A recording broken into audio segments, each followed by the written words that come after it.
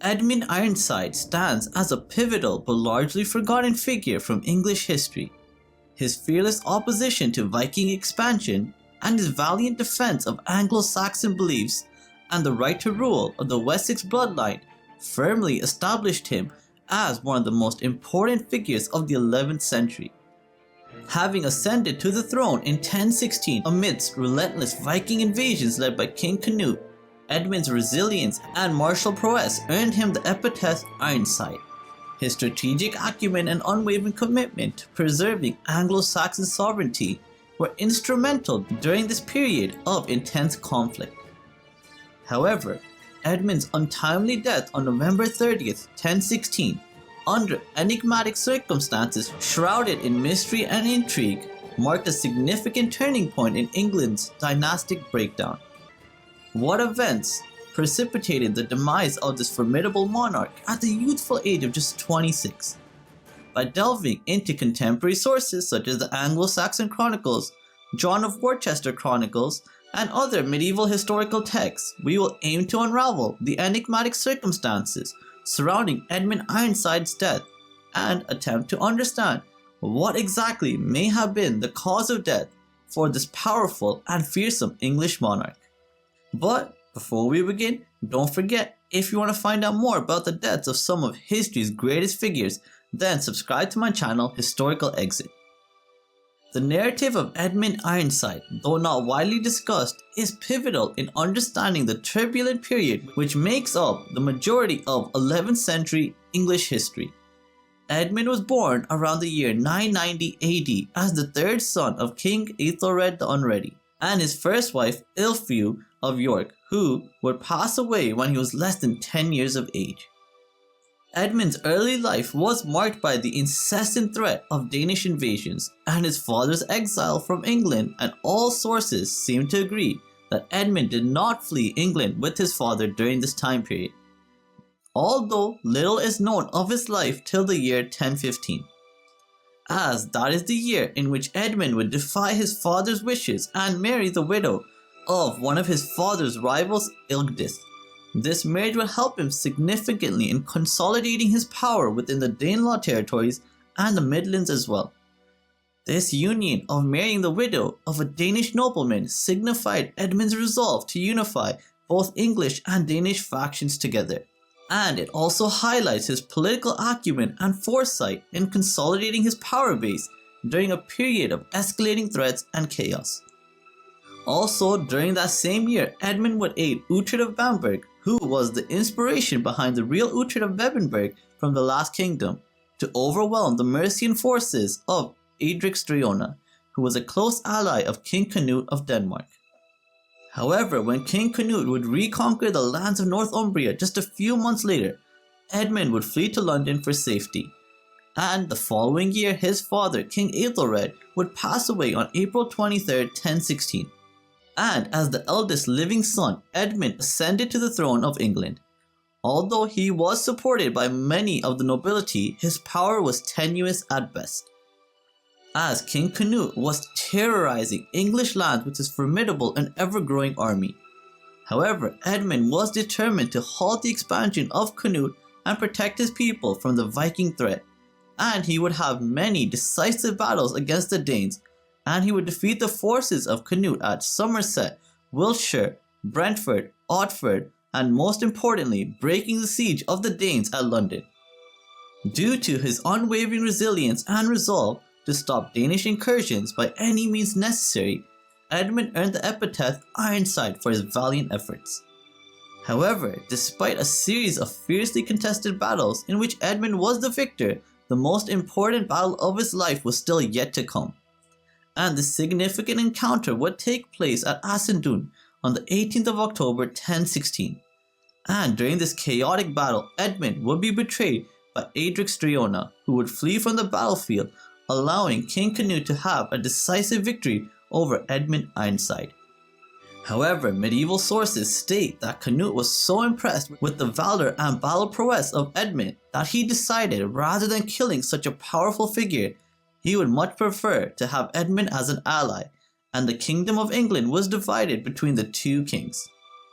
Edmund would retain dominion over Wessex and the surrounding lands, and Canute would rule all the lands north of the Thames, and it would appear that after long last, England would finally begin a period of peace and stability.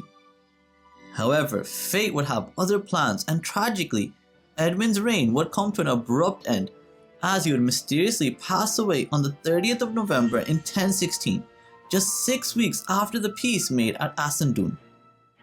However, the enigmatic passing of Edmund Ironside has led to much controversy and rumors about what his cause of death may have been, with theories ranging from death due to illness, battle injuries, assassination, and even poisoning.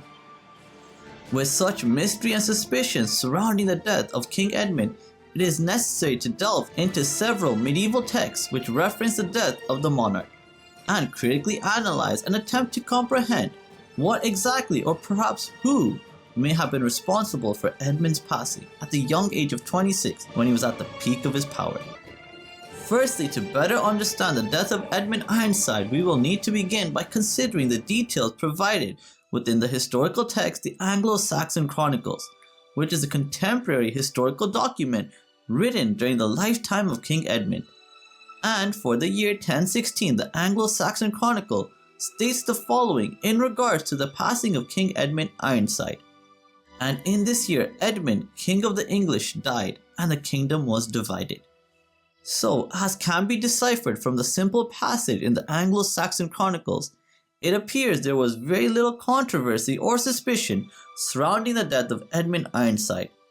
The Chronicle simply states that King Edmund passed away in the year 1016, and there was division around who would inherit the throne, as his children were too young to rule and there was no clear successor in place. This discourse of an unsuspicious and natural passing of Edmund is also supported by John of Worcester, who would record in his chronicles a century after Edmund's death that Edmund, who had long fought valiantly against the Danes, passed away, and the kingdom was divided among his adversaries. Again, it appears that even 100 years after his death, the most widely held belief was that Edmund Ironside passed away in an unspecified manner, but crucially in a non-controversial or significant way.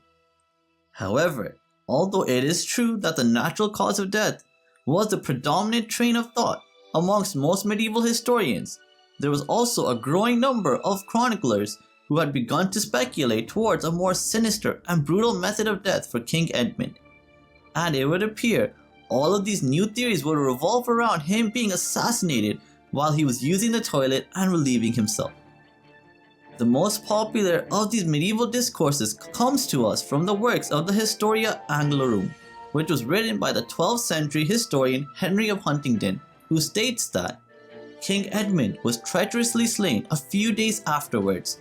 He was stabbed while sitting on the privy. So it appears that during the 12th century, some historians began to speculate that there was definitely more to the death of Edmund Ironside than what was simply stated in the Anglo-Saxon Chronicles. This passage by Henry of Huntingdon adds two new propositions to the death of Edmund, one of which is that he was assassinated and stabbed to death, and the second being that this assassination occurred while he was using the toilet. Furthermore, in his works, Henry lays the blame for the assassination squarely at the feet of Edric Striona, the nobleman who had betrayed him during the Battle of Assassination. It appears that Edric was optimistically hoping that Edmund would perish in the battle or be executed by King Canute. But since Edmund's influence became even greater after the battle, it would appear that Edric became fearful and planned to assassinate the king before he could become a victim of the king's wrath himself. The Historia Anglorum states that Edric Striona bribed the chamberlain of King Edmund to stab him while he was in the privy, and it appears this was the discourse accepted by many later Norman historians as well. As 12th century French historian Geoffrey Gaimard also purports that Edmund was assassinated in the toilet, but not by a knife, but rather a booby-trapped crossbow which was hidden in the cesspit. However, it is important to clarify that these claims of assassination are largely rejected by modern historians, with the majority of academics accepting a mixture of battle wounds and injuries resulting in Edmund's unexpected passing. As fascinating and extraordinary a rigged up crossbow in the toilet death for Edmund would be, it just doesn't seem very plausible, and if this did occur, there would have been some very serious consequences and retaliations by Edmund's allies against his enemies and conspirators. But there is no evidence of anything along those lines ever occurring. Therefore, based on the evidence presented in both contemporary and modern historical texts, it is most probable to accept that King Edmund Ironside passed away from natural causes or an illness that resulted from a life of battle wounds and injuries. However, there are other plausible theories such as assassination or poisoning that, although not well supported by archaeological or historical evidence, are still probable enough that they cannot be fully disregarded. But let me know in the comments down below how you think the fierce and powerful King Edmund Ironside passed away, and as always, if you found this video to be engaging and educational, please do like and share it with others, and if you haven't done so already, subscribe to my channel Historical Exit so you can find out more about the deaths of some of history's greatest figures. Thank you so much for watching and have a great day. Bye.